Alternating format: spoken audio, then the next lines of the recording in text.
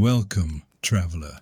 Tonight we're stepping softly into the distant haze of the medieval past, a world of candlelight, cobblestone, and questionable decisions made in the name of health. You don't need to worry about remembering dates or names or battles. This is history not to be studied but to be drifted into. Think of it as a bedtime story from a time when the cure for a headache might involve a pigeon, a prayer, and a small amount of panic. You're lying back now, maybe under the warmth of a blanket that definitely doesn't smell like a goat. And we're going to gently time travel, not through magic or machinery, but through slow, sleepy storytelling. Close your eyes, slow your breathing, and let your modern worries slip out of the room like smoke through a stone chimney. No phones, no deadlines. Just the soft shuffle of a monk's sandals and the distant clang of a church bell echoing through misty hills. It's the Middle Ages, somewhere in Europe, no rush to be precise. In this world, most people don't even know what year it is, so you're in good company. The streets are muddy, the houses are wooden, and your village doctor, well, we'll get to him. He's sharpening something in the corner. Don't ask what. Back then, sickness wasn't just inconvenient, it was mysterious, terrifying, and deeply personal. You didn't Google your symptoms. You asked a man who once studied a book written in Latin by someone who thought sneezing was caused by demons. Germs? Never heard of them. Microscopes? Please. The only thing small enough to go unnoticed was your chance of recovery. But don't worry, we're not here to be alarmed. We're here to gently observe. Like curious ghosts, invisible, floating through the thatched roof towns and stone-cold monasteries where health was a mixture of herbs, hope, and medieval improvisation. You'll meet the doctors soon enough. Some with beaked masks, some with robes, some with blood on their hands in the most literal sense. They meant well, most of the time. For now, let your mind wander there, just at the edge of the firelight. You can almost hear the crackling logs, the soft murmur of prayer, the rustling of old parchment. A world where medicine was as much art as it was accident. Strange? Yes. Terrifying? Often. But tonight, it's just background music for your journey into sleep. A reminder that no matter how bad your cold is, at least no one is trying to balance your bile with a hot poker. So rest easy. We're about to begin. Just not too quickly. The Middle Ages didn't rush. Neither do we. To understand medieval medicine, we have to slip quietly into the mind of someone who's never heard of bacteria, has no concept of vitamins, and thinks a sneeze might be a message from God or the devil, depending on the angle. In the Middle Ages, people didn't just get sick, they were struck down. Illness wasn't random, it was meaningful. It meant your body, your spirit, or your horoscope had fallen out of balance, and something or someone had noticed. The human body, to a medieval thinker, wasn't a complex machine. It was more like a bubbling pot of stew, constantly simmering with four very important ingredients called humors: blood, phlegm, yellow bile, and black bile. That's it. That's what you were made of. Not cells, not DNA, just a wet, moody soup that needed constant attention. Feeling sluggish? Too much phlegm. Angry and sweaty? Probably an excess of yellow bile. Melancholy? Oh, black bile again, that rascal. Doctors, or at least people who called themselves doctors, didn't look for germs under a microscope. They looked at your urine under sunlight, or your face, or sometimes just how sad you seemed. Diagnosis was half astrology, half guesswork, and entirely done with the confidence of someone who believed the stars were directly responsible for your gout. The soul and the body weren't separate things. They were tangled together like roots in the dirt. If you sinned, your body might punish you with boils. If you ate too much bread, your soul might feel heavier than usual. A nosebleed wasn't just a nosebleed. It was your body releasing pressure from an internal moral crisis. Possibly, no one really agreed on it. And then there was the church. Religion and medicine were partners in every town and village. Priests read the signs. Monks copied ancient texts. If a remedy didn't work, it might be because you hadn't repented hard enough. Or maybe Mercury was in retrograde. Or maybe your neighbor had cursed you with a turnip under your pillow. Best to cover all the bases. Yet in all this confusion, people weren't foolish. They were trying trying to explain suffering, trying to ease pain, trying to survive in a world where death came early and illness often came without warning. Their understanding was limited, yes, but so would yours be if your only textbook was written in the 2nd century and smelled like damp sheep. So here we are, in a time when medicine was a mix of prayer, patience and phlegm, a time when the body was a mirror of the universe, just slightly stickier, and if nothing else, maybe it helps us appreciate our modern prescriptions a little more. No need to balance your humors tonight, just your breathing, in, out, rest. In the Middle Ages, medicine wasn't science. It was a kind of elaborate guessing game wrapped in robes and sealed with a wax stamp of confidence. But before we roll our modern eyes too hard, it's worth remembering they were doing their best with what they had, which, to be fair, wasn't much.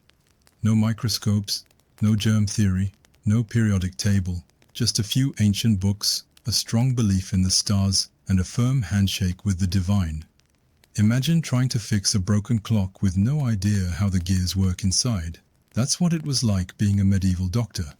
You saw symptoms, fever, swelling, a mysterious cough that sounded like the devil clearing his throat, and you had to make sense of it with theories from Greek philosophers who lived over 1,000 years earlier. Hippocrates was the guy. Galen was the guy. Everyone else was just trying to copy their homework without smudging the ink. And those theories, they weren't exactly grounded in observable evidence. They were more like poetic stabs in the dark. Illness, they believed, wasn't caused by bacteria. It was caused by imbalance or sin or bad air or sometimes a toad you might have offended. You never really knew, but you certainly didn't want to say, "I don't know," because that's not how a respectable physician held onto clients. So instead, you leaned on ritual, a little astrology, a little prayer, a little bloodletting just to be safe. A prescription might include ground-up pearls, dried beetles, or an old boot boiled in milk. Depends on the season. Was it guesswork? Absolutely. But it was dignified guesswork, and often very expensive. It didn't help that books were rare, literacy even rarer, and most of the great medical texts were locked in monasteries or written in languages few people could read. So knowledge didn't travel fast. Sometimes it didn't travel at all. A brilliant idea in Italy might never reach England because someone spilled wine on the only copy and used it to mop up. And yet, despite the confusion and superstition, people clung to medicine the way we all cling to hope. Because getting sick was terrifying, and any answer, however strange, was better than none. Even when the answer involved leeches, or smoke enemas, or being told to sleep with a frog on your chest for a week and see how it goes. So no, medieval medicine wasn't exactly precise. It was muddled, mystical, and often just plain wrong. But it wasn't madness. It was the earliest form of trying to make sense of pain, trying to explain death, trying to find healing in a world where the line between life and afterlife felt paper thin. Tonight, as you drift off, remember, they weren't foolish. Just lost in the dark, with a candle in one hand and a handful of herbs in the other, hoping for a little light. Foundations of fear. Long before anyone had heard of cells or immune systems or cholesterol, people believed your entire health, your energy, your moods, your ability to get out of bed in the morning came down to just 4 ingredients: blood, phlegm, black bile, and yellow bile. That was it. That was the human recipe. And if you were feeling off, it wasn't because of stress or a virus. It was because your soup was off balance. The theory came from ancient Greek thinkers like Hippocrates and Galen, but medieval doctors grabbed onto it like a lifeboat in a storm. It gave them a system. A way to understand why people got sick, why some were cheerful and others melancholy, and why it was sometimes necessary to bleed someone out on a Wednesday morning while chanting softly and checking the moon. Each humor had its own personality. Blood made you warm and lively, a bit cheeky. Too much of it, and you might become overly excitable, red-faced, and, according to some texts, just a little too fond of dancing. Phlegm, on the other hand, was cold and wet, the stuff of sluggishness and sighs. Too much phlegm, and you became dull, sleepy, maybe a little boring at parties. Black bile was dry and cold, and gave rise to melancholy, the brooding poet's humor. Too much of it, and you'd be withdrawn, anxious, or prone to existential monologues beside a fire. And then there was yellow bile, hot, fiery, the source of anger and ambition. Too much and you'd be irritable, impatient, maybe hurling a chicken at someone over bad stew. So when you visited a doctor complaining of a headache, they didn't ask how much sleep you got. They wondered which humor had taken over. Maybe your blood was boiling, maybe your bile was bubbling. The cure? Well, let's just say it often involved leeches, purging, or being gently reminded to stop eating so many pears during a waning moon. Even your personality was blamed on your humors. If you were a sanguine type, you were chatty and fun. If you were choleric, you were bossy but effective. Melancholic, thoughtful and gloomy. Phlegmatic, quiet and dependable, possibly asleep. In a way, it was an early version of the personality quiz, just with more bleeding and fewer BuzzFeed articles. It all sounds bizarre now, but for centuries this system guided medical decisions, social interactions, and even diets. Want to balance your humors? Eat a cold, wet food if you're too hot and dry. Avoid lamb if you're feeling moody. And absolutely no cucumbers if mercury is rising and you've been dreaming about frogs. So tonight, as you lay still under the blanket, be grateful your body isn't seen as a bubbling stew pot anymore, but also a little charmed. There's something oddly comforting about a world where being moody just meant your black bile was acting up again, and the solution was a cup of wine, a warm compress, and maybe avoiding pears until further notice. Imagine walking through a medieval herb garden. The air is thick with the scent of thyme and lavender. And somewhere in the distance, a monk is gently arguing with a turnip. You kneel down, pick up a walnut, and look at its strange wrinkled surface. It looks a little like a brain, lumpy, folded, mysterious. And just like that, you've discovered a key principle of medieval medicine, the doctrine of signatures. This idea was beautifully simple and completely flawed. Nature, they believed, had marked every plant, rock, and creature with a hidden signature, a clue about what it was meant to heal. If something looked like a part of the body, then surely it was meant to treat that part. It was divine logic, the universe as a kind of cosmic labeling system, with God as the ultimate apothecary. So, walnuts for the brain. Obvious. Slice one open and it practically whispers, boost cognition. Liverwort, which vaguely resembles a human liver, must be good for, you guessed it, the liver. And those cheerful little eye-bright flowers with black dots in the center, definitely designed to cure eye problems. It's all very reassuring, like the world is winking at you with herbal advice.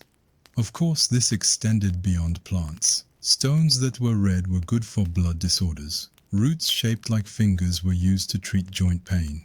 And if something was hard to look at, like a leech, it was probably powerful, mysterious, and at least a little holy. Leeches weren't just squirmy medical tools, they were tiny miracles. Creatures that could draw out excess blood, restore balance, and somehow remain both disgusting and deeply respected. In many monasteries, leeches were kept like sacred pets. Housed in clean glass jars, they had their own little shelves and sometimes even names. A well-behaved leech was a good omen, a sluggish one, a sign of imbalance. There are even records of monks praying over leeches before using them, asking for divine guidance as they set the squishy little healers loose on someone's thigh. It all sounds peculiar now, but back then, this system gave people a way to feel connected, to see purpose in everything. To believe that healing wasn't random, but written into the very shapes and colors of the world around them. The doctrine of signatures was a kind of natural poetry, less accurate than science, but far more comforting at bedtime. So as you rest your head tonight, imagine a world where your salad is also your medicine cabinet, and your garden whispers remedies to you as the wind passes through. A place where walnuts make you wiser, violets soothe your soul, and even the leech, in all its slippery glory, is just trying to help. In the Middle Ages, getting sick wasn't just bad luck. It was suspicious. Illness wasn't simply a matter of the body. It was a whisper from heaven, or more worryingly, a shout from hell. If your joints ached, your skin boiled, or you started coughing in a way that made the dog nervous, people didn't ask what you ate. They asked what you'd done. Because back then, sickness and sin walked hand in hand, usually down the narrow aisle of a cold stone church. If you fell ill, it meant something had gone wrong in your soul. Maybe you'd skipped mass, gossiped too loudly, or dared to think a saucy thought about the blacksmith's apprentice. Whatever it was, someone up there had noticed. That's why, in those days, your doctor might come with a thermometer in one hand and a prayer book in the other. Or more often, it was the priest who arrived first, robed, solemn, and ready to check your pulse in a strictly spiritual sense. The church was deeply involved in medicine because, to medieval minds, healing wasn't just physical, it was moral, and you couldn't treat a boil without treating the guilt that probably caused it. This meant that diagnosis could be delicate. A stomachache might be due to spoiled pottage, or pride, or maybe both. A fever could be the flu, or it could be divine retribution for that one time you forgot to tithe properly. Doctors would offer herbal remedies and purging. Priests would recommend confession, fasting, and maybe carrying a relic around for a while, just to be safe. Sometimes towns would erupt into panic during outbreaks, not just because of disease, but because they believed God was angry. Processions would be held, bells would ring. People would whip themselves in public squares, trying to show the heavens how sorry they were. It wasn't medicine, it was negotiation. A very itchy, very dramatic form of penance. Of course, some people took advantage. Priests with political ambitions, healers with miracle cures that involved kissing coins. But for the most part, it was all very sincere. People truly believed their health was tied to their behavior, that a clean heart made for a strong body. That God healed those who truly repented and maybe also drank a little wormwood tea. In the quiet dark of a medieval night, when the wind howled and the candle sputtered low, it probably brought a strange kind of comfort. To think your illness had meaning, that there was a reason, and maybe, just maybe, a way back to health through prayer, herbs, and a slightly less sinful Tuesday. So tonight, as you settle under the covers, take a deep breath. No confessions required. No leeches or incense, just you, resting, and the quiet thought that in another age, your headache might have been considered a cosmic memo, and thankfully it's one you can now ignore. Meet the doctor. In the medieval world, a trip to the barber was never just a trim and a bit of polite small talk. It was more of a full-body experience, sometimes literally, because in this curious age of muddled medicine and multitasking professions, your local barber wasn't just the guy who sharpened blades and discussed weather. He was also the one who opened veins, pulled teeth, drained boils, stitched wounds, and maybe, just maybe, gave you a decent fringe. They were called barber surgeons, and yes, that dash is doing a lot of work. You see, surgery was considered a bit too messy and hands-on for university-trained physicians. Real doctors, the ones who studied Latin and read ancient Greek texts by candlelight, believed they were above cutting flesh. Their job was to diagnose, theorize, and prescribe things like poultices made from crushed pearls or powdered mouse. But if someone actually needed to be cut open, that was for someone with steady hands, strong nerves, and ideally a very clean apron. Enter the barber. He had the tools, the skills, and most importantly, the sharp objects. Your average barber surgeon had a small shop in town, marked by a pole outside painted in spirals of red and white. That wasn't just decoration. The red stood for blood, the white for bandages, and the whole thing came from the days when patients would grip a pole tightly while being bled, trying very hard not to faint on the floor. Yes, bloodletting was the star service. Feeling sluggish, dizzy, emotionally unstable because Mercury was in retrograde? Clearly your humors needed adjusting, and the best way to do that was to drain you a little. Not too much, just enough to rebalance the invisible soup that lived inside you. Some customers came regularly, like clockwork, to have a pint taken off the top, just in case. A kind of medieval detox, with less juice and more gauze. But barbers didn't stop at veins. They also set broken bones, lanced abscesses, and performed amputations when things got especially dramatic. Without anesthesia, of course, just grit, speed, and possibly a stick to bite down on. Some even practiced a bit of brain surgery, basic trepanning, which involved drilling a hole in your skull to let out evil spirits or pressure, depending on your diagnosis and your barber's mood. And yet, despite all this, they still had to be good at layering hair. You might walk in for a shave and end up with a bandaged arm, or come for a sore tooth and leave without it, and with a nice new parting if time allowed. It was brutal, it was brave, it was wildly unhygienic. But barber surgeons were the everyday heroes of medieval healthcare, stitching people up with one hand while sharpening scissors with the other. So if you're lying in bed tonight, drifting off and thinking about your next haircut, just be glad it doesn't come with a side of bloodletting and a complimentary leg amputation, unless you ask nicely. In a time when most people couldn't read and medicine was more hope than science, there was another kind of healer drifting quietly through villages, forests and marketplaces. They didn't wear fancy robes or have degrees from faraway universities. They wore cloaks patched from travel, carried satchels that smelled like damp leaves and strange roots, and went by names that changed depending on who was asking. Some called them wise women, others called them charlatans. A few more nervously whispered witch. The wandering healer was a figure of both comfort and suspicion. They arrived with little warning, usually on foot, sometimes with a donkey or a dog trailing behind. Their knowledge came not from books, but from herbs and instinct and stories passed down through generations.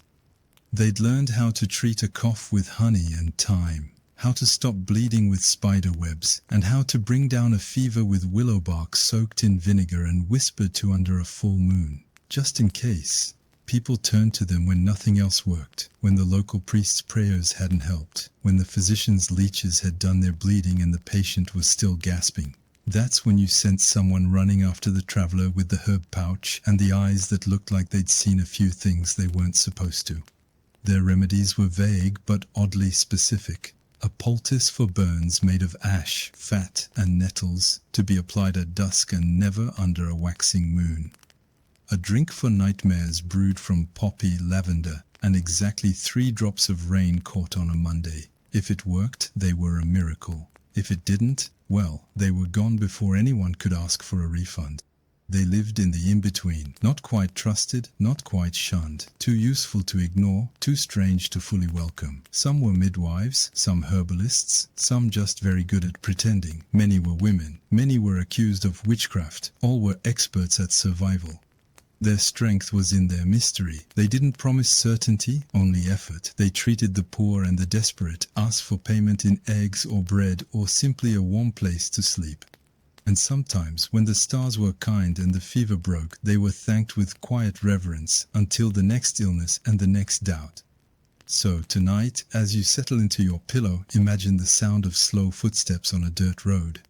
A faint rattle of bottles in a pouch, a whispered remedy offered by firelight, and the quiet hope that maybe, just maybe, this time it will work, not because science says so, but because someone still believes it might. If you were sick in the Middle Ages and wanted to feel very important while continuing to suffer, you went to a university physician. These were the elite of the medical world. The men who wore long velvet robes, spoke only in Latin, and treated your symptoms with an impressive amount of nodding, pondering, and zero actual touching.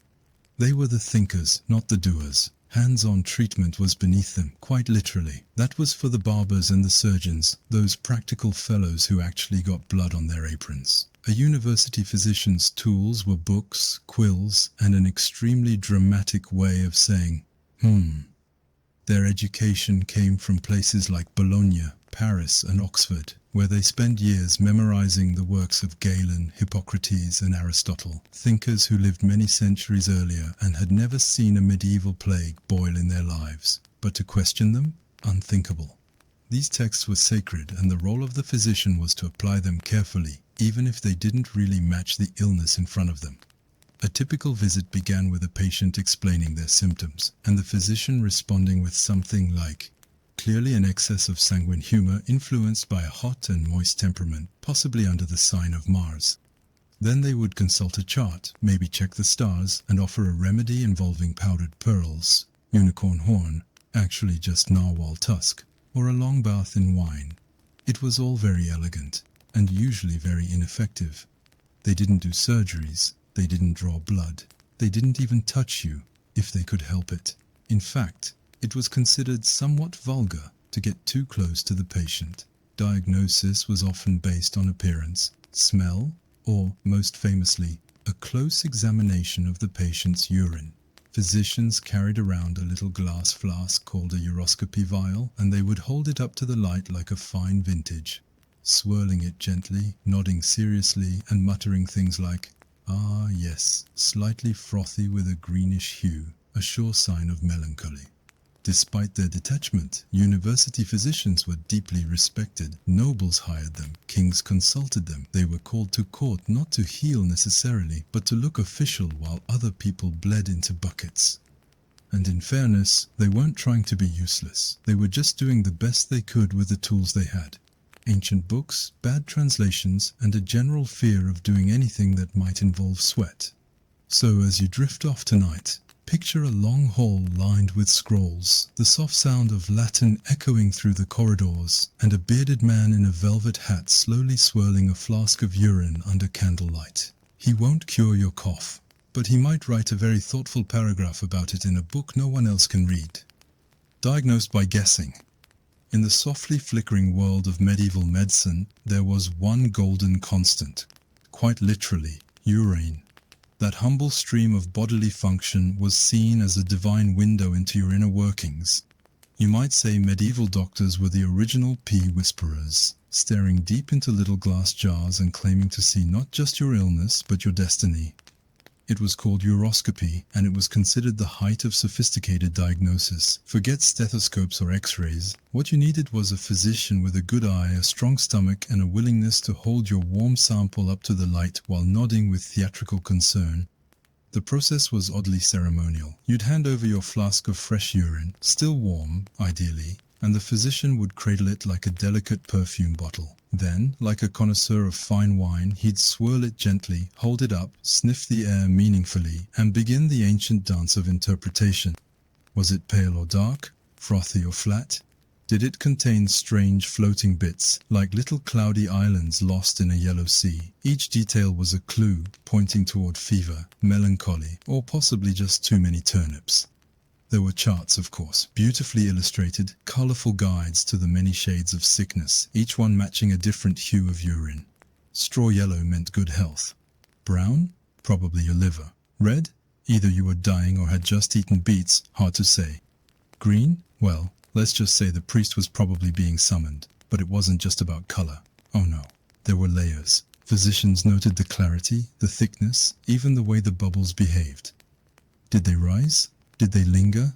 Did they burst in a certain pattern? Some believed the top of the flask represented your head, and the bottom your feet. So if the cloudiness gathered near the top, you might have a headache, or possibly a demon. Again, hard to say. Urine was so central to diagnosis that physicians often didn't need to see the patient at all. People would send their urine in by messenger, tied up in flasks, sometimes with a ribbon and a note that said something like, "My cousin.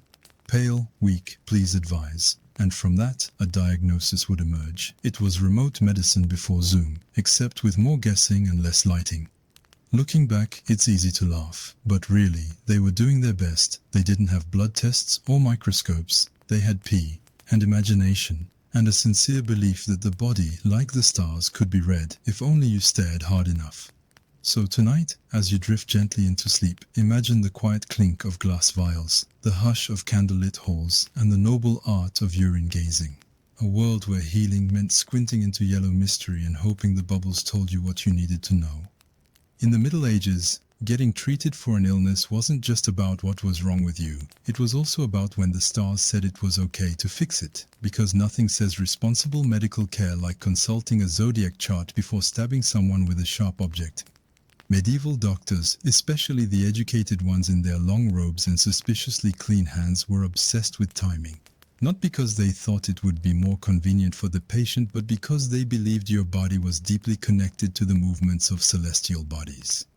Your organs, your moods, even your chances of surviving a nosebleed. Everything was believed to be ruled by the stars. This is where pulse reading came in. A physician would gently press your wrist, tilt his head, and concentrate. He wasn't just feeling for a steady rhythm. He was searching for the cosmic poetry pulsing through your veins. Was it too fast? Too slow? Did it feel Marsy? Was it somehow offended by Saturn? These were important questions, but the real magic happened when astrology and medicine collided in one of the strangest practices of all. timing your bloodletting with your horoscope. That's right, if you needed to be bled, which, let's face it, you probably did, the doctor first had to consult a volvel, a rotating chart with little spinning dials and moons and symbols that looked like someone's fever dream of geometry. Each zodiac sign ruled a specific part of the body. Aries ruled the head, Taurus ruled the neck, Gemini got the arms, Leo had the heart, and so on, all the way down to Pisces and the feet.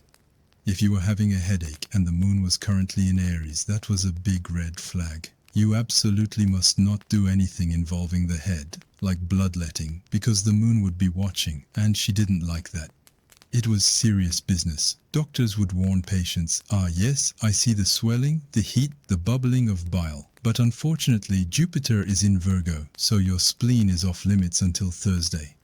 Some even had illustrated charts of little naked people with zodiac signs drawn directly over their bodies, a kind of celestial connect the dots that told you which parts of your anatomy were ruled by which constellations. It looked less like a medical diagram and more like a medieval tattoo guide. So if your physician said, "We'll need to bleed you, but not today," it wasn't because they were feeling merciful, it was because Venus was in retrograde and your gallbladder was feeling sensitive. As you drift off tonight, picture a robed man hunched over a spinning wheel of stars, one hand on your pulse, the other pointing at Capricorn, muttering softly, "Yes, I think the spleen can wait." And be thankful you live in an age where your doctor checks your blood pressure, not your birth chart, before reaching for a knife. Long before thermometers and blood tests, medieval doctors had a much more intimate approach to diagnosis.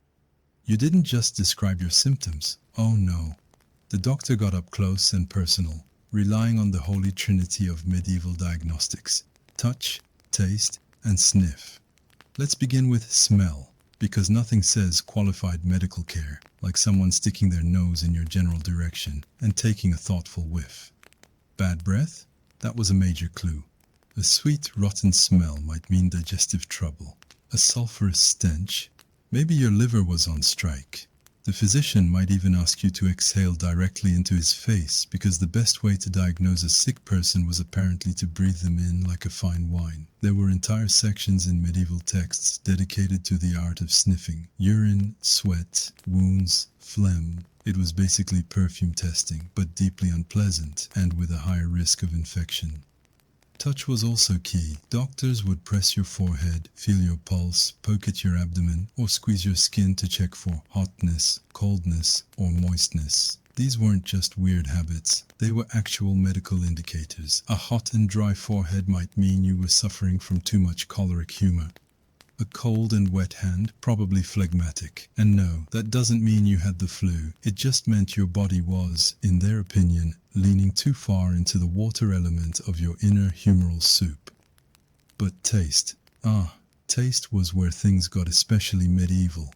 Some physicians believed that the flavor of your bodily fluids could reveal your internal imbalances. And yes, this included things like sweat. If your skin had a bitter taste, perhaps bile was overflowing. If it was salty, you might have been working too hard. If it tasted like iron, well, that was often considered ominous. Doctors might also taste a bit of your spit or even your urine, though to be fair, some had assistants for that. Lucky apprentices armed with strong stomachs and no sense of personal boundaries.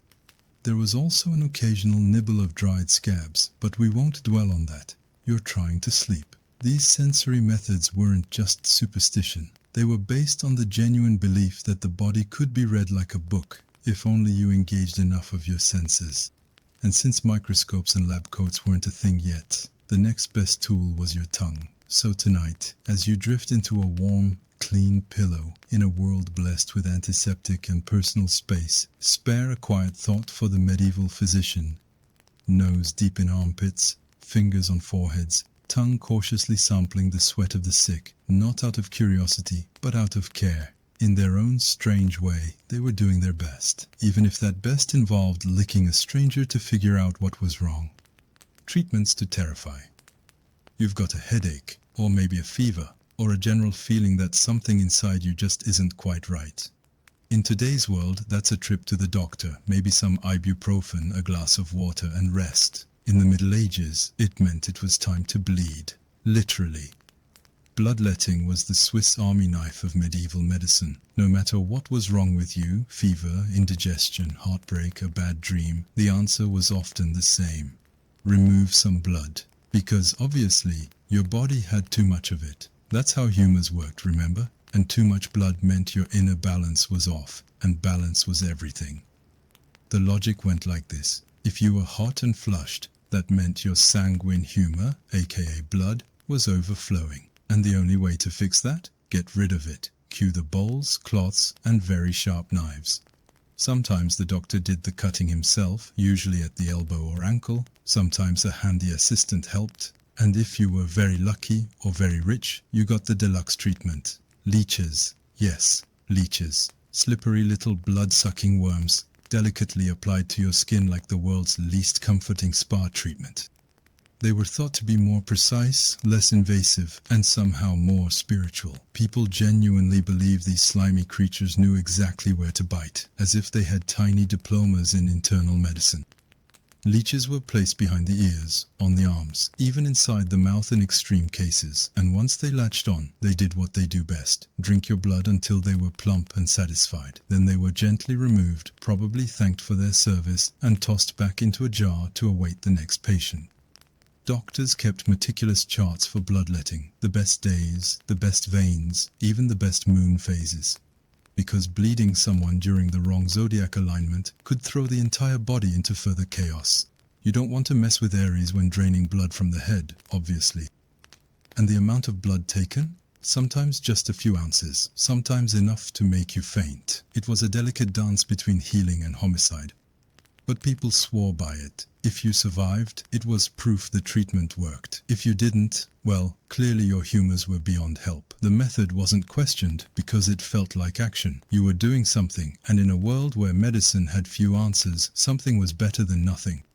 So tonight, as you curl into bed with your blood safely inside your veins, remember the medieval patient, pale, dizzy, wrapped in wool, and bravely whispering, "Yes, doctor, just a little more. I still feel a bit melancholy." And be grateful your headache no longer comes with a side of leeches. You're not feeling well, maybe you've got a fever, or your stomach feels like it's trying to solve a riddle made of rocks and regret. In the Middle Ages, this wasn't considered a bug or a passing illness. It was your humors throwing a tantrum. And the solution? Empty the system. All of it. Preferably from both ends. Welcome to the world of purging and vomiting medieval style. A time when healing often meant violently removing whatever your body had spent the past week carefully digesting. Because obviously your insides were too full of bad humors, and the only way to fix that was to, well, unfill them with urgency.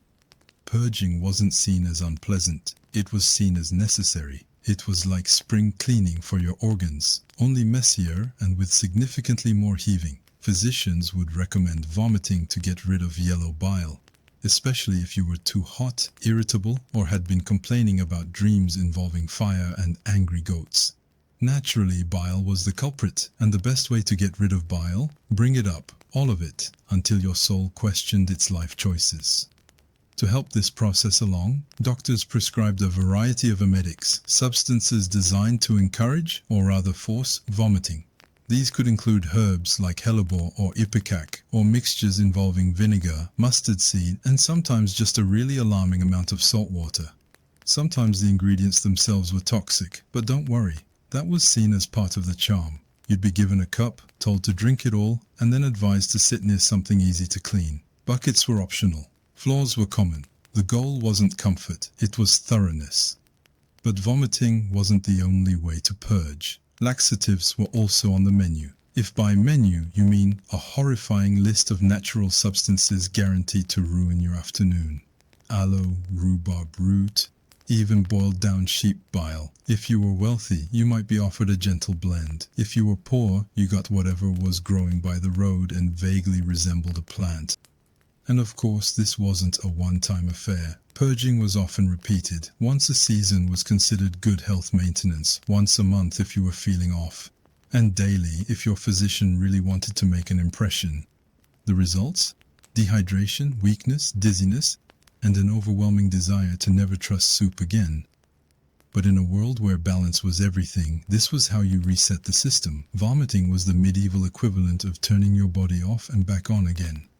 So as you settle in under your warm blanket tonight, maybe sipping tea or nibbling on something cozy, take a moment to appreciate the modern miracle of not having to drink boiled bile to feel better. And remember, in the Middle Ages, healing wasn't about comfort, it was about evacuation, with extreme prejudice. Imagine you've got a nagging pain in your back, maybe a fever that just won't break. Perhaps you've been feeling a bit sluggish lately. In the Middle Ages, your local doctor or barber or neighbor who once read half a medical manuscript might suggest a simple, time-tested solution. Apply fire directly to the problem. Welcome to the world of cupping, burning, and boiling. A medical toolkit that sounds less like healing and more like a medieval torture sampler. These treatments weren't gentle, they weren't even vaguely comfortable, but they were popular, which back then was basically the same thing as being correct. Cupping was one of the most common procedures. Here's how it worked. A small metal or glass cup was heated with an open flame. The practitioner would then quickly place the burning hot cup onto your bare skin, usually your back, creating a vacuum as it cooled. The skin would puff up into the cup like some kind of slow-motion bruise balloon, and that was considered a good sign. The swelling meant the bad humors were being drawn to the surface, obviously. Never mind that you looked like you'd lost a fight with an octopus. Sometimes they'd even make small cuts in the skin beforehand, so the suction would draw out blood. That was called wet cupping, which sounds slightly more terrifying than it already was. You'd sit there, bleeding into tiny glass bowls, while everyone nodded sagely and said, "Yes, yes, excellent suction today." Then came burning, or cauterization, which was used for everything from infected wounds to internal pain to, honestly, just bad vibes. A metal rod was heated until it glowed red, no thermometer needed, just vibes, and then pressed directly onto the skin. The idea was to seal wounds, drive out disease, and in some cases force a counter-irritation, which meant distracting your body from the real problem by giving it something even worse to focus on. You might have an inflamed liver, but you were now far more concerned about the smoking hole in your shoulder. Boiling? That was mostly for surgical tools, though sometimes herbal poultices were prepared over open flames and applied while still hot. Very hot. Scalding, actually. The line between therapeutic and third-degree burn was thin, but remember, if it didn't hurt, how could it possibly be working? Despite the sheer brutality of it all, these treatments were performed with the utmost sincerity. Your practitioner truly believed he was helping you, maybe even saving you, and if you passed out during the procedure, all the better, less squirming. So tonight, as you ease into your soft mattress, wrapped in comfort and clean sheets, think of those who came before you, brave souls who looked at a cup of fire or a glowing iron rod and thought, "Yes, this will help," and then paid for it in screams and scars. Sleep tight. You live in a world where the cure doesn't involve being set on fire. Usually, your head is pounding, maybe from a fall, a fever, or an evil spirit that snuck in while you were sleeping. You've tried prayers, poultices, and possibly a leech or two, but nothing's worked. So your friendly neighborhood healer makes a calm suggestion. Let's make a small hole in your skull, just to let the bad out. This, believe it or not, was a completely normal idea for centuries. It was called trepanation. The gentle, unhurried act of drilling, scraping, or chiseling a hole right into your head. Not for fun, not as punishment, but as a serious, well-intentioned medical treatment. Because what better way to fix a mysterious pain inside your head than by poking directly at it with a metal tool? And before you ask, yes, they did this without anesthesia. No numbing cream, no sedatives, not even a lullaby to take the edge off. You got a piece of leather to bite down on, maybe a prayer muttered nearby, and then the sound of scraping, slowly. Carefully, patiently, as if unlocking your skull was just part of a very determined afternoon project.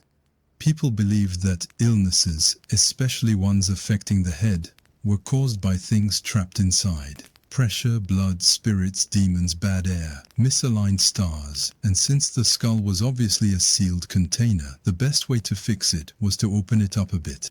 Like cracking a window in a stuffy room. Except the window was your cranium. The tools varied. Sometimes it was a hand drill, other times a sharpened rock or a bronze blade. The technique, however, was surprisingly consistent.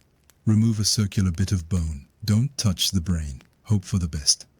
What's even more astonishing is that many people survived it. Archaeologists have found trepanned skulls with clear signs of healing, meaning the patient lived weeks, months, even years after the procedure, which, in medieval terms, practically made them bionic. Of course, not everyone walked away with just a lighter head and a fresh breeze behind the eyes. Infection, bleeding, or simply bad luck took plenty of lives too. But if you were suffering badly enough, a hole in the head might have seemed like a reasonable risk. Especially if your choices were continue to suffer forever, or let someone dig into your skull with a spoon. It wasn't always about pain either. Some trepanations were done for spiritual reasons, to release trapped souls, to invite visions, or to balance the brain's fluids, which is just as unsettling as it sounds. So as you lie down tonight, pillow soft and skull blessedly intact, give thanks for the miracle of modern medicine, where headaches mean water and rest, not woodworking tools and bold guesses. And if someone ever suggests opening your head to let the illness out, you can politely decline. Because you're not in the Middle Ages anymore, thank goodness. Tools of the terrifying trade. You're sitting on a wobbly wooden bench in a drafty stone room. There's a candle flickering in the corner, the faint smell of boiled herbs in the air, and a man in a long robe rummaging through a leather bag. You're not entirely sure what's wrong with you. Some swelling, some pain, a touch of mystery. But he seems very confident. That's always a bad sign. He pulls out a roll of tools carefully laid out like fine cutlery for a feast you're about to regret attending. There are knives, hooks, probes, and saws. None of them are clean. Some are stained, most are rusty, and one still has a bit of something stuck to it. You don't ask what. He doesn't volunteer the information. Welcome to the world of medieval surgical tools. They weren't sleek, sterile, or remotely friendly looking. They were iron and brass, hand-forged by local blacksmiths who also made horseshoes, and they came with charming names like flesh knife, tumor spoon, and tooth key. Yes, that last one was exactly as fun as it sounds. Blades were used for everything from draining boils to removing extra limbs, or regular ones that had become too bothersome. Lancing was common, just a quick slice to let out pus, blood, or bad humors. It was often done without warning, and almost always without consent. If you flinched, well, that was your own fault. Precision was for the future. In the medieval world, the goal was simply to get inside, get it out, and hope you didn't faint. Then there were the hooks. These came in all sizes and purposes, lifting, pulling, turning, yanking. If something was stuck, an arrowhead, a shard of bone, a mysterious lump, the hook was the go-to tool. Sometimes several were used in succession, like a medieval game of Operation, but with more blood and zero electricity. Cauterizing knives were also popular. After you'd been sliced open and stitched shut using thread that may or may not have been washed, the surgeon would seal the wound by burning it closed. Not with antiseptic, with fire. They'd heat the blade until it glowed, then press it to the skin. The sound was unforgettable, so was the smell. And of course, no toolkit was complete without a bone saw, not because amputation was common, but because it was common enough. If a wound turned gangrenous or a limb became inconvenient, off it went, quick, brutal, and very, very final. Tonight, as you lie under warm blankets with all your limbs intact and no hooks in sight, be grateful. The next time you see a scalpel, remember that once your options were limited to whatever sharp thing fit in a leather bag. In the Middle Ages, healing hurt, often more than the illness, but at least the tools had personality, terrifying, blood-stained personality. The table is cluttered. There's a flickering candle, a bowl of something that looks suspiciously like crushed beetles, and a heavy stone mortar stained with centuries of secrets. A woman in layers of linen hums quietly as she grinds something into a fine dust, occasionally sniffing it like a medieval sommelier of suffering. You've got a cough, maybe a strange rash. Perhaps your dreams have been odd lately. Don't worry, she's got just the thing. Welcome to the apothecary's world, where healing came in the form of powders, pastes, and potions, most of which smelled like disappointment and tasted worse. These mixtures were not so much medicine as they were desperate hope, pulverized by hand and stirred with a prayer. The mortar and pestle were the medieval blender, used to grind roots, bark, dried flowers, and, sometimes, creatures. Not metaphorical creatures, actual insects. Crushed beetles were good for infections, dried toad skin helped with fevers, and if you had a nosebleed that just wouldn't quit, don't worry. Burned wool and powdered oyster shell were on the menu. Everything had meaning: wormwood for worms, ground pearls for purity, mandrake root if you needed something with just a hint of dark magic and screaming. Many of these ingredients were based on the doctrine of signatures, the idea that nature marked each remedy with signs of what it could cure. So if a root looked vaguely like a human liver, congratulations, it was now liver medicine. These powders were mixed with wine, water, or, if you were really unlucky, your own bodily fluids. Saliva was a favorite base, so was urine. It wasn't gross, it was alchemical, or at least that's what they told you while handing you a cup of something that fizzed in a way no herb ever should. Some concoctions were meant to be swallowed, others were burned as incense. A few were turned into poultices and applied directly to the skin, which usually resulted in hives, itching, or an entirely new problem to worry about. But if it tingled or burned, that meant it was working, or so they said. The line between cure and curse was always a little blurry. Of course, no one really knew what would work. It was equal parts tradition, superstition, and guesswork, handed down from master to apprentice like a family recipe for chaos. Some apothecaries were deeply respected, others were barely tolerated, especially if their powders started exploding or their clients started glowing. But in a world without antibiotics, without understanding, without certainty, these mystery mixtures offered comfort. Not always results, but comfort. So tonight, as you drift to sleep with modern medicine safely locked in your cabinet and no scorpions hiding in your tea, give a small grateful nod to the medieval apothecary. They may not have cured much, but they cared enough to grind a beetle just for you. And honestly, that counts for something. You walk into a small room that smells faintly of lard, wood smoke, and something metallic. A man in a long apron greets you. His hands are stained, his beard is uneven, and his smile is a little too confident. You've come for help. Maybe a haircut, maybe a bloodletting, maybe you're not even sure anymore. Either way, he's your man. Welcome to the world of the medieval barber-surgeon, where the line between a tidy trim and minor surgery was so thin, it was practically decorative. Laid out on the bench beside him is his toolkit. A razor, curved and gleaming, sits next to a small bowl with dried blood around the rim. There are shears for cutting hair and cloth, a bone-handled lancet for opening veins, a cauterizing iron, which was definitely not part of the grooming package, but might be used anyway depending on how your day goes. And of course bandages, not sterile ones, just strips of linen that have seen things they don't talk about. The barber's pole outside, red, white and spinning, wasn't just there to look festive. The red symbolized blood, the white stood for bandages, and the pole itself? That represented the stick you squeezed as the barber opened your vein. Yes, it was medical branding, medieval style. You could walk in for a beard trim and walk out slightly lighter on the inside. Barbers weren't allowed to perform internal surgery. That was for the university-trained physicians in fancier robes with a Latin addiction. But they were allowed to do everything else: setting bones, stitching wounds, draining abscesses, lancing boils, pulling teeth with pliers that doubled as metal tongs. Sometimes they'd give you a haircut first, just to relax you. It didn't help. Haircuts themselves were an ordeal. No electric buzzers, no gentle scalp massages, just shears that squeaked like a nervous mouse and razors sharpened on the nearest whetstone, or in a pinch, a piece of old leather. If the blade nicked your ear, well, lucky for you, he also had the cauterizing iron ready.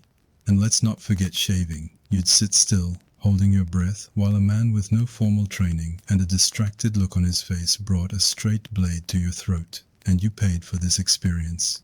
Still, barbers were trusted, respected even. They filled the space between healer and handyman. They were accessible, affordable, and conveniently located between the butcher and the apothecary. In a world where illness and injury waited around every corner, the barber was your best chance at walking away in one piece, with a slightly better hairline and maybe one less molar. So tonight, as you brush your teeth and think about booking your next haircut online, be grateful that your stylist won't be offering to bleed you dry between layers, and if they do, run, or ask about their bandage selection. You never know. Common cures. That didn't work. You're not feeling well. Something's off. Maybe a creeping fever, maybe bad dreams. Maybe you simply woke up with that medieval sense of doom. You don't need a doctor. You need something gentler, more fragrant. Enter the world of herbs, charms, and smells, where healing came in the form of dried leaves, whispered prayers, and little bags tied with string that smelled like grandma's pantry and possibly a witch's closet. A healer greets you with soft eyes and a pouch full of plants. Her fingers smell like lavender and old books. She doesn't ask many questions. She just watches how you breathe, nods slowly, and begins to assemble something called a posy. This is not a bouquet. This is a portable defense system against evil spirits, bad air, and bad luck. A bundle of herbs tied together, hung around your neck, stuffed into your pillow, or tucked discreetly into your undergarments. A medieval multi-tool with one job: to keep the nasties away. Rosemary for memory, sage for strength, mint to settle the stomach, lavender to calm the soul, and wormwood for when you want your house to smell like bitterness and bold decisions. These herbs were everywhere, in cooking, in charms, in baths that were more spiritual than hygienic. Boil them, burn them, crush them into oils, and rub them on your feet. If it grew from the ground and smelled like something other than sewage, it probably had a healing use. Then came the charms, worn around the neck or wrist, sewn into clothing, or hidden under your mattress. They weren't flashy, just simple amulets made of herbs, carved wood, or scraps of parchment scrawled with protective phrases like Agnus Dei or God save this toe. Some had prayers, others had symbols. A few had ingredients you really didn't want to ask about, but all of them promised the same thing: protection. From illness, from demons, from neighbors with jealous eyes. And smells. Oh, the smells. Not all of them pleasant. Some were rich and herbal, like thyme and basil drying in the sun. Others were more bold, like asafoetida, also called devil's dung, worn to ward off the plague. Not because it cured anything, but because even death didn't want to be near you. The belief was simple. Illness traveled through the air. Miasma, they called it. So you had to fight bad air with a better air. Rooms were fumigated with bundles of herbs. Perfumed beads were crushed and scattered. People walked around sniffing sweet-smelling pomanders just to survive the stench of city life. It was science, sort of, but mostly it was comfort carried in scent. So tonight, as you breathe in clean air and drift into dreams scented with lavender instead of fear, know that once people fought off death with dried flowers and hope. And sometimes, even in the darkest times, something as small as a good smell made all the difference. You shuffle into the healer's cottage, barely upright, clutching your side and hoping for something, anything, to make the pain stop. The healer squints at you, tilts her head, and reaches for a small wooden box. Inside, a glistening green powder, finely ground and incredibly expensive. Crushed emeralds for stomach pain. And if that doesn't work, she has a backup plan. Goat's dung mixed with vinegar and just a pinch of ash. Welcome to the glamorous, glittery, and deeply confusing world of medieval remedies, where no ingredient was too strange and no ailment too minor for total seriousness. Emeralds, you see, weren't just jewelry. They were thought to hold divine energy. You'd grind them down, mix the dust into wine or water, and drink it. Painful stomach? Emerald. Snake bite? Emerald. Plague? Double emerald. It was eye-wateringly expensive and probably ground your teeth to dust, but hey, better than dying. Probably. Then there was goat's dung, not as sparkly but far more common, used for everything from wounds to childbirth, sometimes applied as a poultice, sometimes brewed into a tea. Yes, a tea. The logic? Goats ate herbs. Herbs had power. Therefore goat poop equals concentrated medicine. Nature's recycling system. Medieval edition. And it didn't stop there. Spider webs were packed into wounds to stop bleeding. Powdered mummy, yes, actual ground-up Egyptian mummies, was sold as a general cure-all. It was exotic, ancient, and horrifically unethical, which made it all the more appealing to desperate patients. Rhinoceros horn, unicorn horn. Spoiler, it was usually narwhal, and powdered pearls. Anything rare, expensive, or remotely magical found its way into a remedy. Urine? Definitely, both as a diagnostic tool and an ingredient. One 14th century recipe called for aged human urine, simmered with herbs to cure skin rashes. If it didn't work, well, at least you were thoroughly unpleasant to be around, which may have been the goal all along. Some recipes aimed for shock value, Burned hedgehog ashes were used for fevers, crushed coral for heart problems. You might be fed a paste of ground ants and honey, or offered a blend of mercury and crushed toads for a particularly persistent cough. And if you were truly unlucky, someone might blow powdered fox lungs into your nose as a treatment for breathing troubles. They meant well, mostly. These weren't jokes. These were serious treatments recorded in books with fancy Latin titles and illustrated with great care. Some ingredients probably helped a little, most didn't. But when the world felt random and terrifying, a glittery powder or a goat poop poultice offered the illusion of control. So tonight, as you drift off with modern medicine a phone call away and not a single rodent-based ointment in sight, be grateful. You live in a time where no one suggests powdered emeralds for your headache, and if they do, they're probably trying to sell you something. The healer leans in close, her breath warm with the scent of herbs and honey wine. She doesn't hand you a pill or a syrup. She murmurs something in Latin, traces a circle in the air above your chest, then gives you a waxy lump wrapped in linen and tied with red thread. Sleep with this under your pillow, she whispers, and don't speak your illness aloud until morning. Welcome to the world of medieval healing, where medicine didn't just come in jars, it came with spells, potions, and whispered prayers that might have worked just as much on the soul as the sickness. In a time when science was more of a suggestion and germs were just invisible acts of God, people turned to every source of help available. If that meant asking Saint Apollonia for dental relief or boiling the roots of 7 plants under a waxing moon while reciting 3 Ave Marias backwards, so be it. You were in pain. Rationality could wait? Prescriptions weren't written down on tidy pads by someone in a white coat. They were muttered, memorized, or scratched onto scraps of parchment, often with a holy symbol or a protective charm. And they didn't just include what to take, they included what to say, when to say it, and sometimes who to say it to. You might be told to bathe at dawn, drink a tincture made of thyme and vinegar, and then recite Psalm 91 3 times while standing on your left foot. Healing was a full-body experience. Potions were brewed like small batch chaos. Into the cauldron went dried herbs, ashes, bits of root, the occasional lizard tail, and just a hint of divine hope. Boiled over open flames, stirred clockwise with wooden spoons that hadn't been washed since last harvest. The smell alone could either clear your sinuses or make you question your life choices. Spells and charms weren't reserved for witches. They were used by everyday folk, wise women, monks, even doctors who wore enough robes to double as tents. Latin was the language of power, mystery, and God. Chanting it made people feel connected to something greater and possibly distracted them long enough to forget their symptoms. And when all else failed, prayer. Not gentle, modern-day prayer, but the medieval kind, loud, urgent, and occasionally shouted at relics. Pilgrims traveled miles just to touch the toe bone of a saint believed to cure boils. Churches kept skulls in gold cases, and people knelt in the cold to ask for deliverance from gout worms or that strange cough that hadn't gone away since Michaelmas.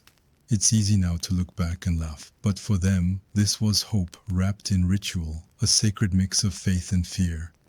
So tonight, as you close your eyes in comfort, know this. Once, someone lit a candle, muttered a charm, and believed it might save them. And in that belief, maybe it did.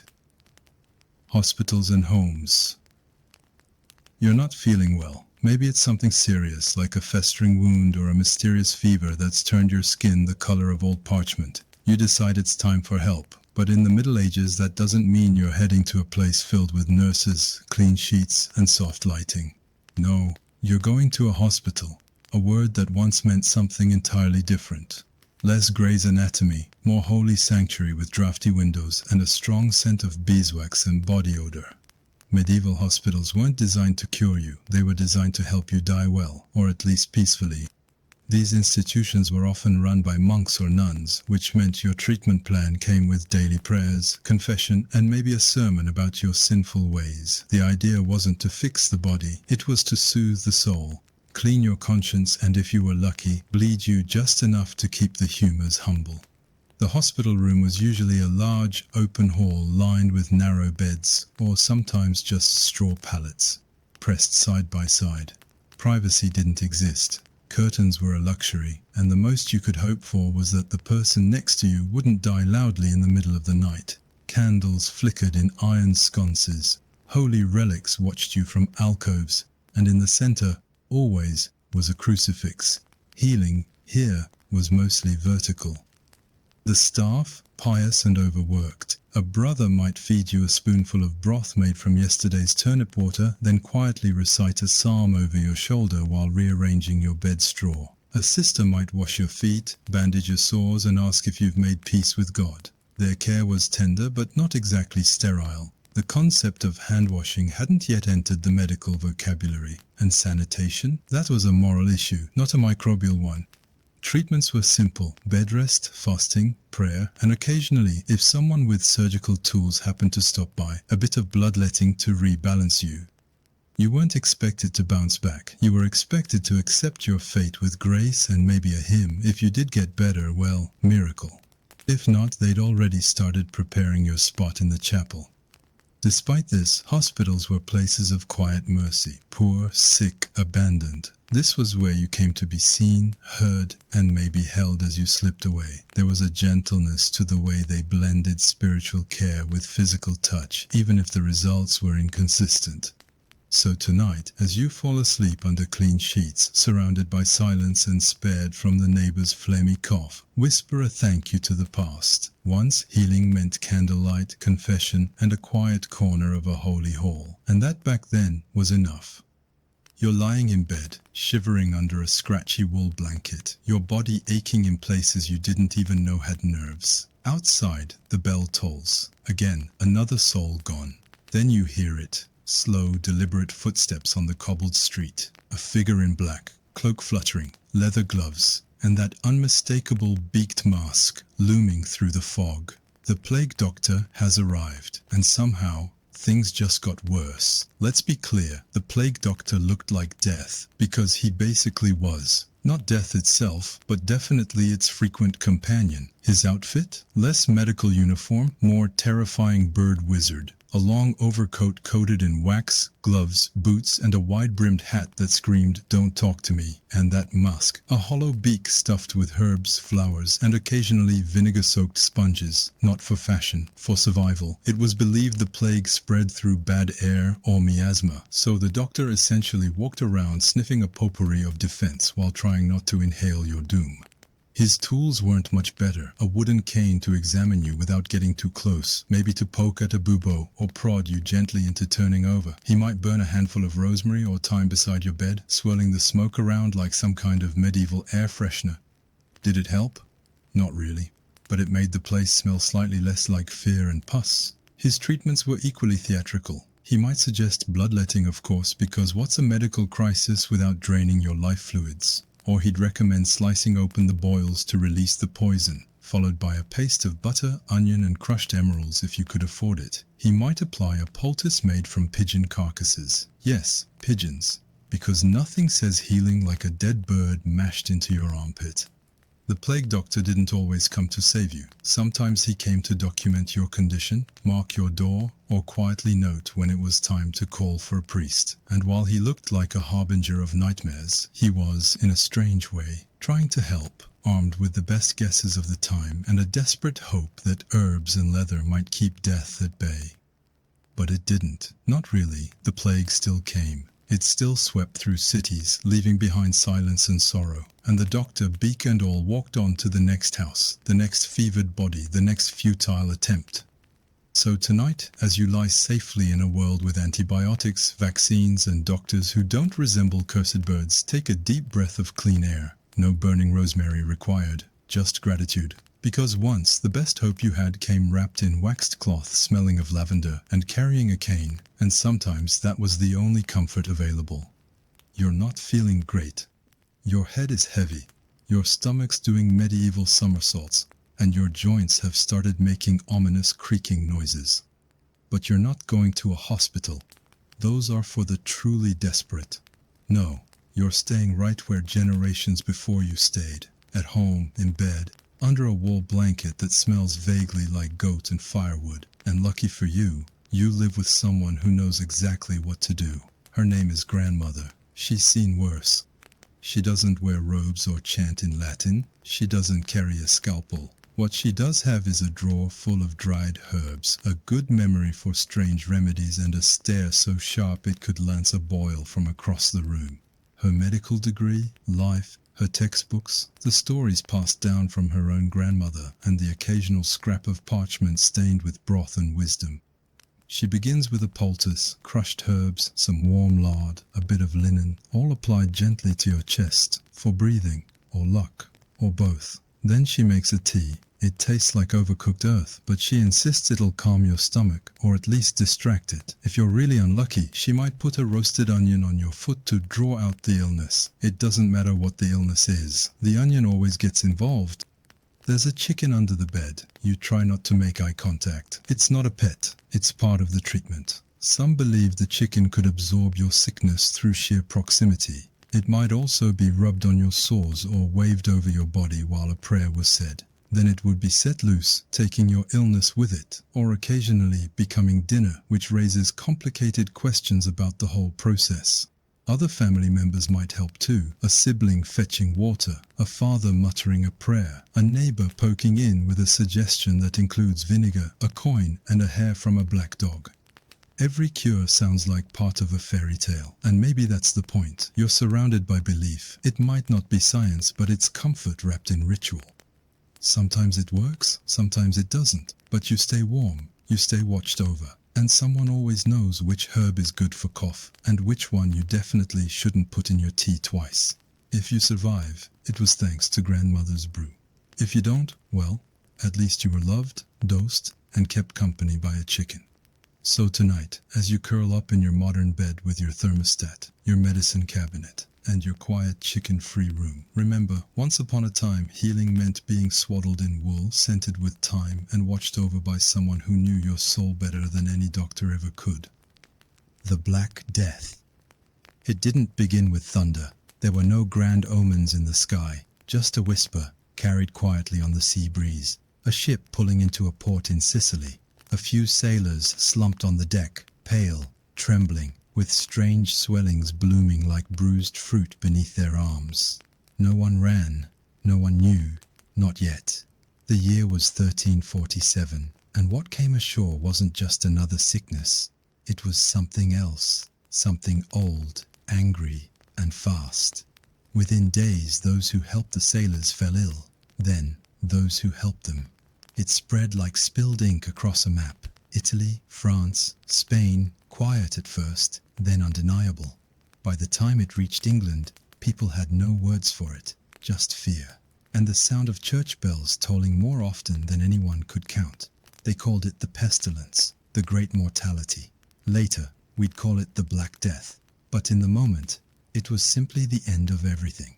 People collapsed in markets, in their beds, in prayer, swellings under their arms and between their legs, high fevers, hallucinations, and then a quiet, swift descent into stillness. It moved faster than fear could keep up. A town could be well on Monday and digging mass graves by Friday.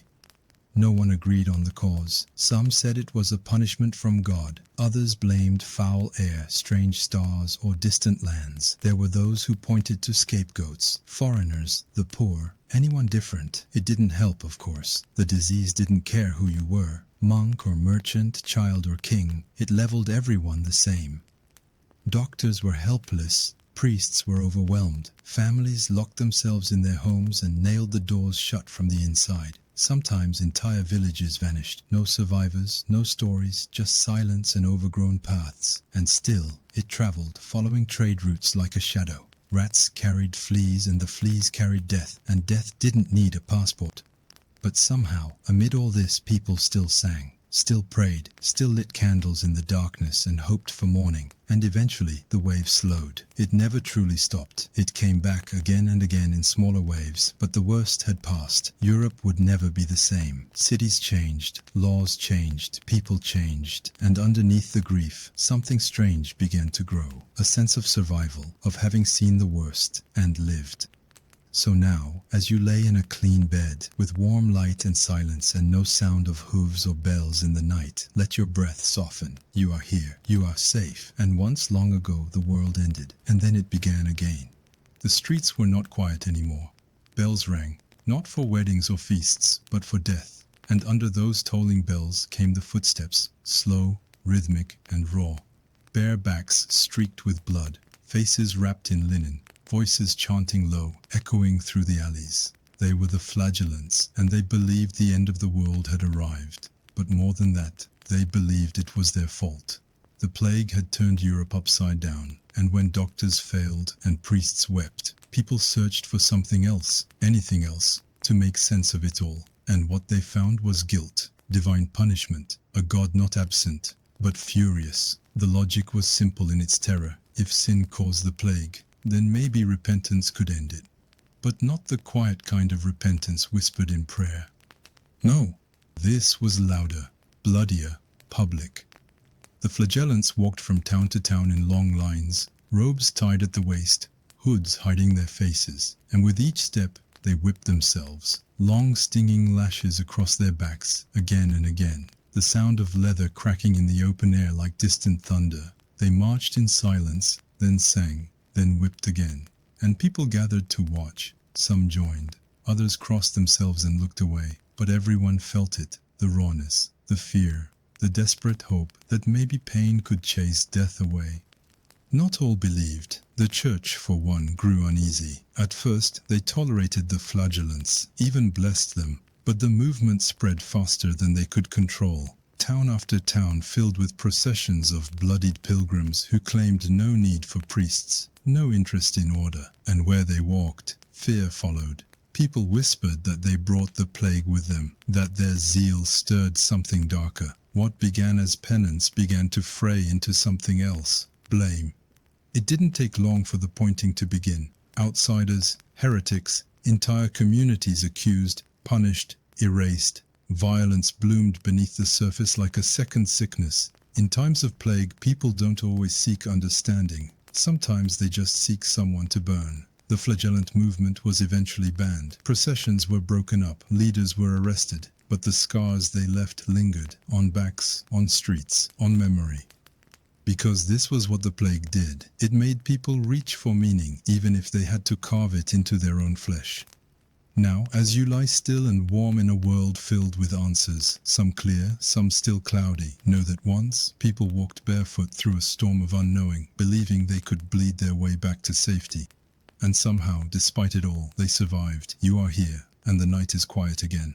The plague arrived with no instructions, no pamphlets, no potions, just fever, blackened swellings, and silence where laughter used to live. And so, in its place, came guesses. The doctors of the time, robed in knowledge, but often lacking results, did what they could, which was mostly a mix of tradition, panic, and deeply aromatic trial and error. First came the bloodletting. Of course, it was the go-to solution for just about everything. Headaches, heartbreak, suspicious dreams. Why not the plague? The idea was simple and a little desperate. Bad blood must be the culprit, so let's let it out. Carefully, of course, or not. A vein opened with a blade, a bowl to catch it, and perhaps a whispered prayer that this time it might work. It rarely did, but it made people feel like something was being done.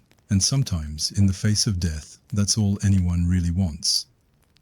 Then came quarantine. A beautiful word, if you weren't the one being locked in. Whole houses boarded up from the outside, ships stuck at sea for 40 days. That's where the word comes from, 40 giorni, Italian for 40 days. Towns closed their gates, people painted crosses on doors. If you were lucky, you got a loaf of bread left on the windowsill and a neighbor who still cared enough to wave. If not, you simply waited, alone, with the fever. Doctors did their best, though best was a generous term. Some believed the plague came from poisoned air, miasma, thick with corruption, so they burned incense, buckets of it, herbs, spices, sometimes expensive woods, filling sick rooms with clouds of perfumed hope. The air might still be thick with suffering, but now it also smelled faintly of rosemary and regret. In extreme cases, they set entire objects, or animals, on fire, hoping the smoke would carry the sickness away. It didn't. There were charts to follow, horoscopes to consult, amulets to wear, chickens to wave over bodies. Every possible avenue explored, except the one that required understanding germs, because that idea hadn't quite arrived yet. Medicine back then was not so much science as it was an elaborate ritual, part performance, part prayer. And still, people clung to it, because even if the treatment didn't help, it filled the silence, gave the dying a rhythm to follow, gave the living something to believe in. Tonight, as you rest with the soft hum of central heating and the quiet comfort of modern medicine a phone call away, let your breath slow. There was a time when sickness came with no answers, only smoke, blood, and hope. And yet, somehow, humanity kept going. Not because they had the cure, but because they refused to stop trying. Women and medicine. She didn't wear robes, she didn't speak Latin, she had no university seal, no scroll of knowledge from a distant city, but when something truly mattered, when a baby refused to turn, or a mother moaned through the night with fevered eyes, it wasn't the physician they called, it was her, the midwife, the village healer, the one who knew. She had learned not from books, but from blood, from generations of women whispering in smoky kitchens, bending over birthing stools and cradling the dying while roosters crowed outside. She carried her tools in a cloth bag, clean rags, a knife, herbs wrapped in string. But more than that, she carried presence, a calm rooted in experience. When pain came screaming, she was the stillness. Midwives knew things they were never supposed to, how to ease pain with crushed mint leaves and warm stones, how to stop bleeding with spiderweb and bark, how to coax life into stubborn lungs, how to close a wound without prayer. They whispered spells when needed, though they'd never admit it, not always because they believed in magic, but because the women in their care did, and that belief mattered too. For most people in the village, she was a godsend. She birthed their babies, sat by their sickbeds, stayed up through the night with steady hands and tired eyes. But for others, especially men in robes who had never delivered a child or heard a death rattle, she was a problem. She worked outside their world, beyond their rules. That made her dangerous. Midwives were sometimes accused of being witches, especially when something went wrong. A baby stillborn, a fever that wouldn't break. If she could bring life into the world, surely she could call death too. The same hands that soothed might hex. And in a time where women weren't meant to hold knowledge, knowing too much was its own kind of threat. Some were dragged before courts, some were made to confess, but many survived by walking the line carefully, quiet enough not to offend, strong enough not to break. They lived between the cracks of official medicine and folk belief, offering what no doctor could, presence, instinct, care that came not from theory, but from witnessing. And even now, though her name is lost to the parish record and no statue stands in her honor, she lingers in the roots of medicine, in every gentle hand, in every moment when someone says, "It's okay, I'm here." So breathe easy tonight. Once long ago, someone like her sat beside a fire, mixing herbs by candlelight, not because she was told to, but because she knew someone needed her, and she answered. She stood at the edge of the village, near the woods, where the light dimmed and the air smelled of thyme and damp earth. Her garden was wild, tangled rows of sage and marigold, poppy and foxglove, growing in a way that looked accidental but wasn't. Everything she planted had a purpose. Something to ease a fever, calm a cough, stop a bleeding womb. People came to her in secret, they always had. When someone's child had the shaking sickness, or when a birth came too early, they knocked on her crooked wooden door with desperation in their eyes and silence in their throats. They called her wise woman, or herb wife, or something softer if they liked her. But when fear bloomed, when crops failed or shadows lingered too long, her name changed. Witch. It was never about what she did, it was about who she was. A woman who knew too much, who didn't wait for a priest's blessing or a doctor's Latin, who could cure things others couldn't, or worse, who couldn't cure what wasn't meant to be healed. If a cow gave sour milk after she passed by, it was a curse. If a child died even after she tried to help, it was her fault. Knowing things, for a woman, was always dangerous. In truth, most of these women weren't spellcasters or sorceresses. They were botanists in aprons, midwives with calloused hands, healers who learned by trial and fire, watching what helped and what harmed. They dried roots in the rafters, kept dried lavender in their skirts, and could tell the difference between harmless nettle and deadly nightshade in the dark. But when plague rolled through, When men looked for answers and couldn't find any, someone always had to take the blame, and a woman with herbs and knowledge standing outside the church's light made the perfect scapegoat. Trials followed, accusations whispered like smoke. She was seen talking to a crow. She danced alone in the forest. Her eyes looked strange when the moon was full. It didn't take much. A bad harvest, a miscarriage, a jealous neighbor. Suddenly she was not a healer but a threat. Some were banished, some were drowned, others burned, tied to stakes with kindling piled around their skirts. Their cures and tinctures turned into kindling too, and those who survived, they learned to hide their knowledge, to pass it down quietly, in recipes and lullabies, to smile and say nothing when asked how they knew what they knew.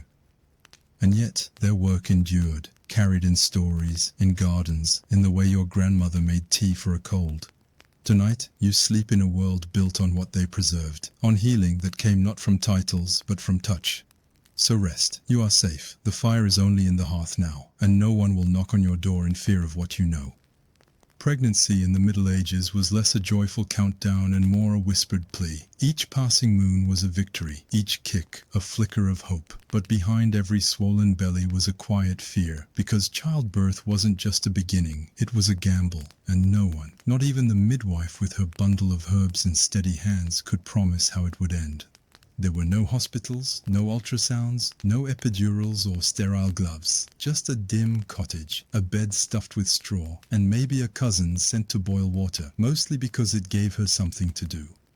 The mother-to-be would be surrounded by women, never men, who hushed her screams with prayers and charms. They'd place iron scissors under the bed to ward off evil spirits, hang herbs above the door to keep witches away. Every object had meaning, every superstition, a sliver of control in a world where control was a fantasy.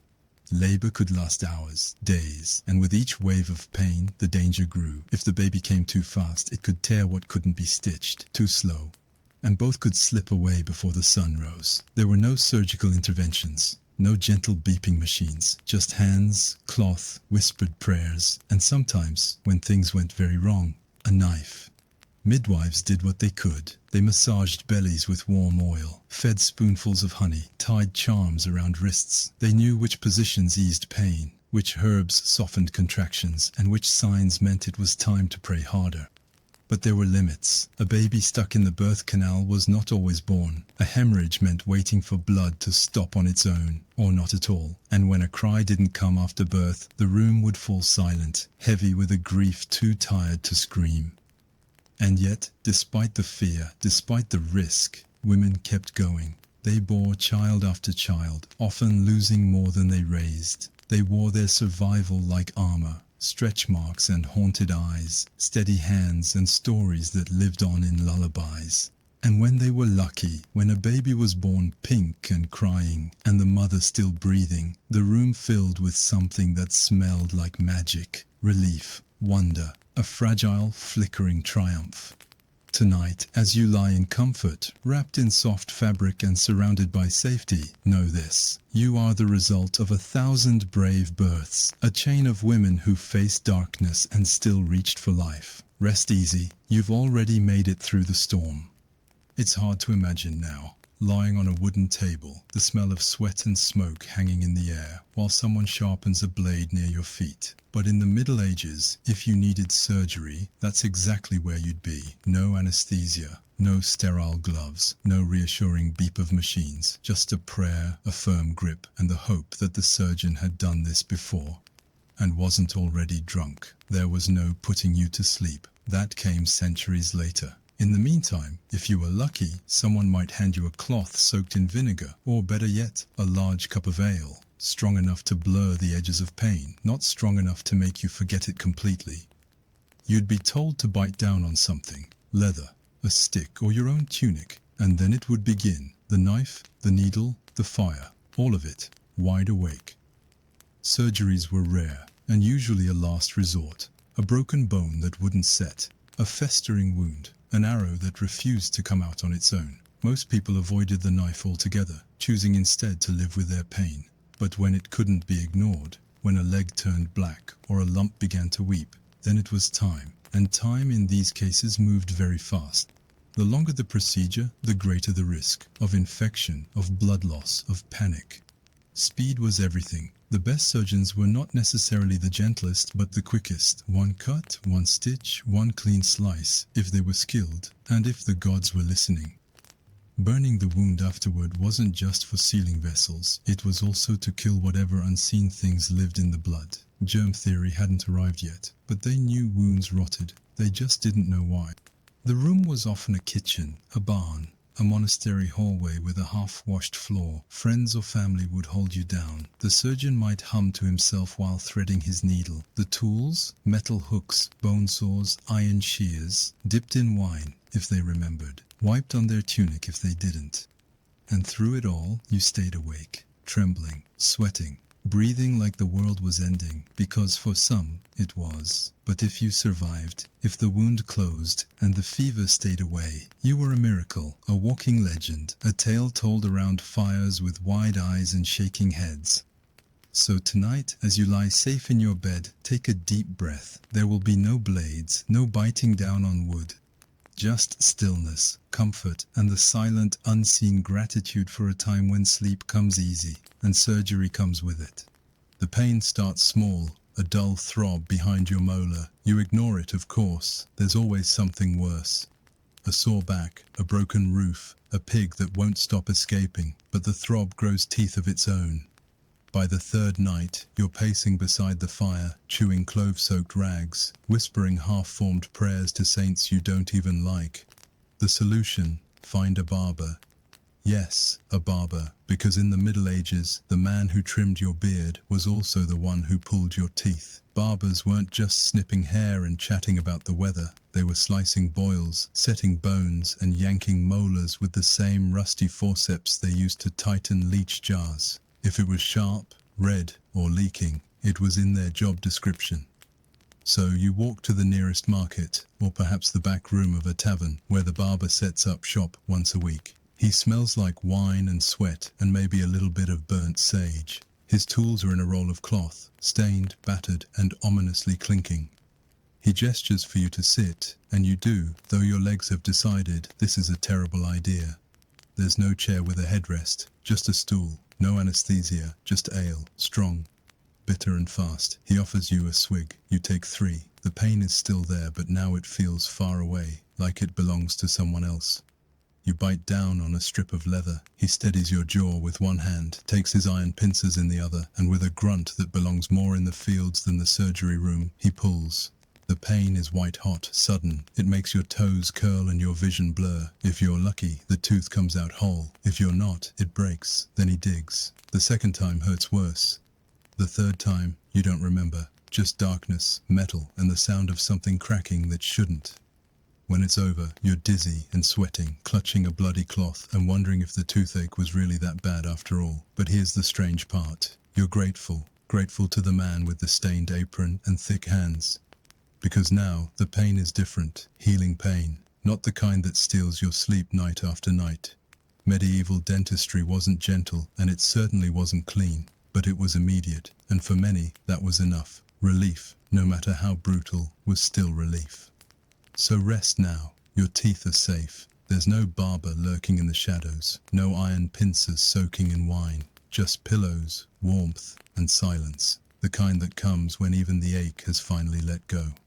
You've survived the surgery, or the fever, or the mysterious swelling that turned your leg purple and your dreams to fog. Somehow, against odds and gods, you're still here, wrapped in coarse linen, propped on a straw-stuffed mattress that smells faintly of mildew and maybe goat. You are recovering. Maybe. The house is quiet now. Outside, someone is chopping wood. Inside, your breath is the only rhythm that matters. It comes in shallow pulls, careful, slow. Every cough feels like a challenge, every movement a negotiation. You've stopped counting the days. Time has softened, as if even it isn't sure whether to keep ticking forward or stop altogether. A bowl of something warm appears beside you. Broth, perhaps. It tastes like sadness and boiled roots, but you sip it anyway because you need to show the others you're improving, even if you're not entirely convinced. They watch you closely now, not in fear, but in that soft, quiet way people do when they aren't sure if they should be hopeful yet. Then, one morning, the priest arrives, not for a visit, not to chat about your sins or the church roof that needs fixing. He comes with oil, with candles, with that look in his eyes. The last rites. It's tradition, just in case. The house stills as he murmurs Latin over your brow, drawing a cross with fingers that smell of incense and beeswax. He says it's to prepare your soul, but it feels more like a question, one you haven't been asked directly, one that doesn't need an answer. You're not alone, of course. Someone is always near. A sister dabbing your forehead, a neighbor mashing herbs in the corner, a mother clutching rosary beads so tight they leave little crosses on her palms. They don't speak much. They don't need to. The air is thick with waiting. Some recover, slowly. They rise one morning and ask for bread. They walk again. Their strength returns, strange and fragile like a newborn lamb. Others drift. Their breath shortens. Their eyes dull. They slip beneath the blanket and don't come back up. You're still here, and that means something. Maybe everything. In the Middle Ages, healing wasn't just about the body. It was spiritual, social, a test of the soul wrapped in fever and phlegm. Recovery didn't mean healed. It meant spared, for now. A second chance, not a guarantee.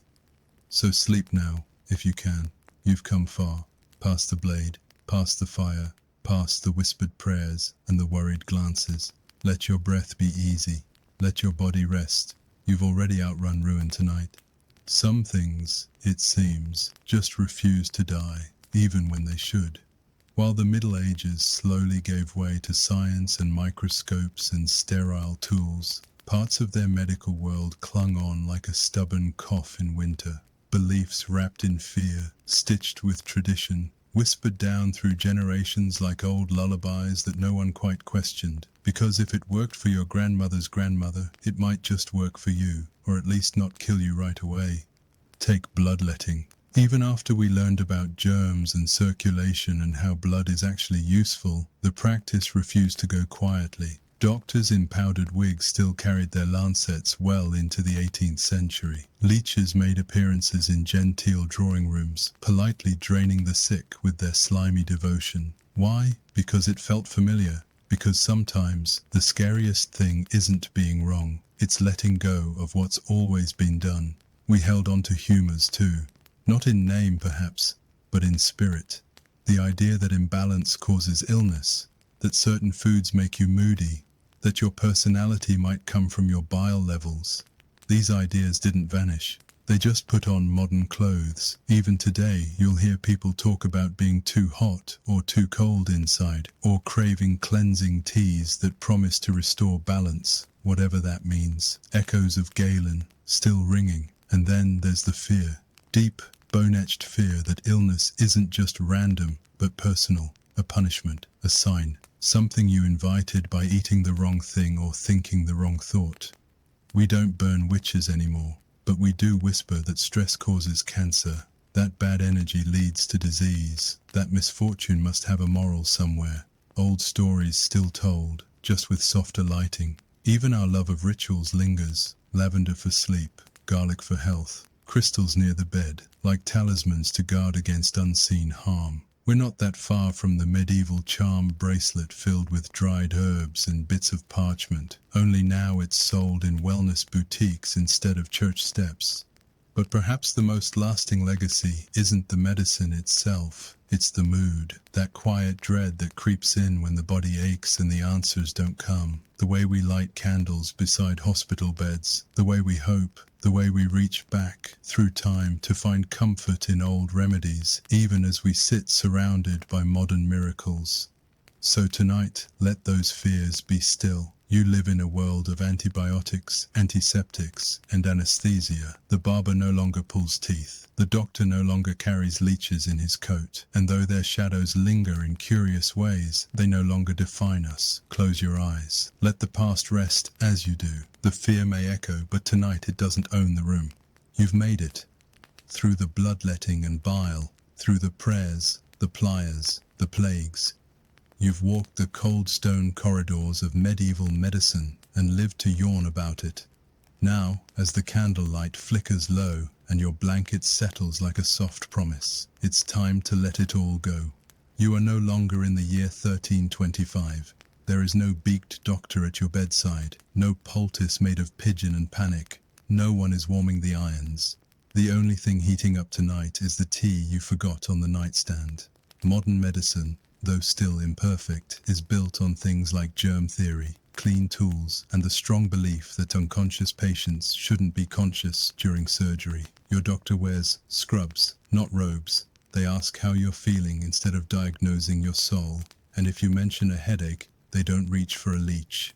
Well, maybe in extremely rare, very specific cases, but it's highly unlikely your general practitioner is hiding a leech in their coat pocket. Highly. You don't need to shout "Gardy-loo" before emptying your chamber pot because you don't have a chamber pot. You don't need to recite Latin to be believed. You don't need to offer a chicken to the gods in exchange for a diagnosis. Instead, you have pharmacies, vaccines, anesthesia, toothbrushes, x-rays, and, perhaps most magical of all, a clean pair of socks and the right to second opinions. And yes, even now, some things still linger. Herbal teas and healing crystals, people selling moon water and mushroom tinctures promising to realign your aura. But they are soft echoes, not the whole story. They sit beside science now, not instead of it. You are free to enjoy a little ritual, as long as you also get your flu shot. So rest easy. You are not on a straw bed in a smoky hut with a hole in the roof. You're not being treated by a man who also sharpens swords and shaves beards on Wednesdays. There are no bone saws in the kitchen drawer, no prayers before incisions, no chart drawn in stars. Just your bed, your room, the soft hum of the world still spinning quietly outside your window. You've wandered deep into the past, and now it's time to return. Leave the plague masks and poultices behind. Let your breath deepen, let your limbs sink. The Middle Ages were long, dark, and often damp, but this moment is not. This moment is warm and quiet and entirely yours. Close your eyes now, sleep in safety. The leeches are back in their jars, far away, and very rarely used.